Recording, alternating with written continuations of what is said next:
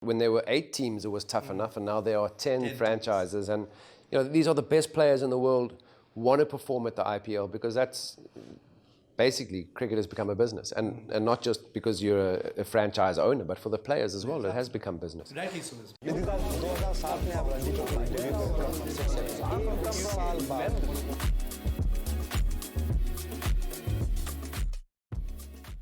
Jonty sir, then what happens is you come into coaching. You were 2007, as you said, rightly said, there was no concept of fielding coaches.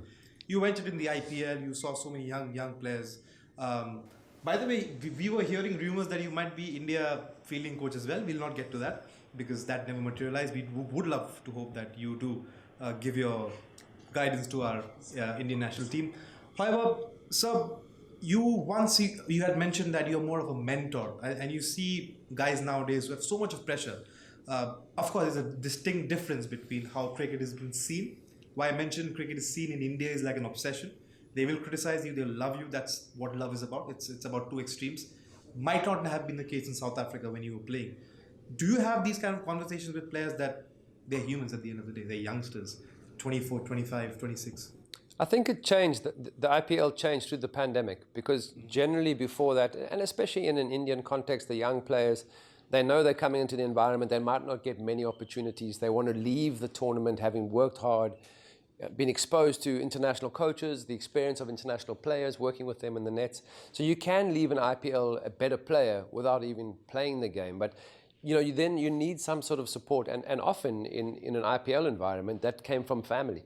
So a lot of family members would come and visit the players and spend time, and you would often have the mother and the father come in for dinner, and it was pretty amazing. But through the pandemic, with the isolation and the biosecure bubble, as a coach, you no longer could just have one job of upskilling a player. You also had to mentor those players because it's difficult to talk to a peer. And as a coach, we had that role. And we started buddy systems where you would look after 5 or 6 players. And it wasn't just the coach, it was all the management staff. So the physiotherapists, because they're often the people who are spending time massaging and giving the players their recovery and their treatment. And the players there for an hour, and they can sort of voice their frustrations or their concerns. So through the pandemic, it made us realize that we need to be more than just the coach. We need to have a mentorship side to our, to our department, and it's not just the upskilling, the physical and the technical stuff. It's also about the emotional and the mental sort of upskilling. Absolutely. Where we had to be very aware that these players were now living in this bubble for 10 months of the year, some of them, and so isolated from their usual comforts and support system that we had to become a support structure too. So it was a good lesson because it's pretty much continued, because the stress emotionally hasn't just dissipated because there's no longer a bubble. The stress is still there, so we have a role to play. Jonty sir, you have been a part of many franchises, starting with MI.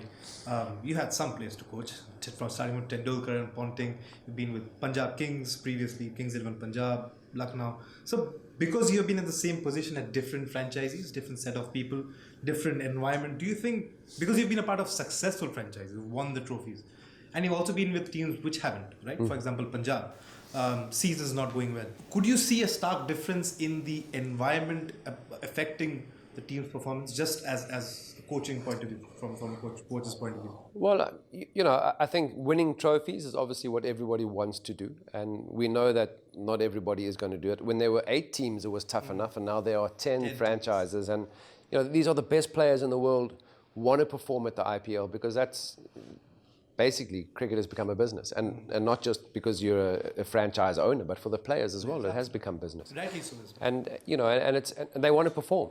So it is a case of, if you haven't won trophies, there's going to be consequence, because it is a business model, and there are goals and objectives, and people have these targets.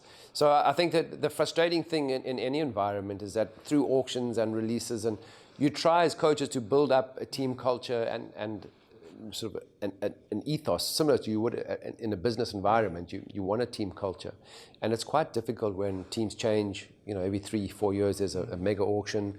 In between that, players are released.